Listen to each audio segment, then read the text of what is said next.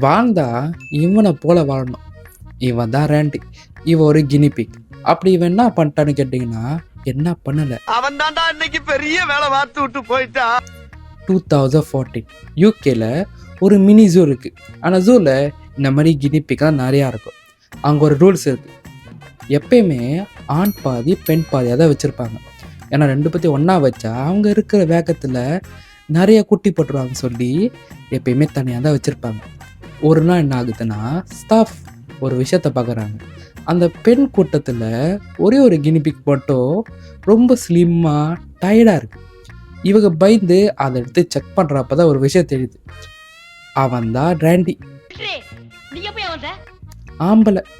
ஐயோ, அங்கே இருக்கிற யாராச்சும் மாசமாக்கிட்டானா செக் பண்ணுறப்ப அங்கே 100 ஃபீமேல் கினிபிக் இருக்குது. பையன் எல்லாத்தையும் மாசமாக்கிட்டான். அவ்வளோ வெறி மாப்பிள்ளைக்கு. ஆஃப்டர் ஃபியூ மந்த்ஸ் அவங்க எல்லாம் குட்டி போட்டாங்க.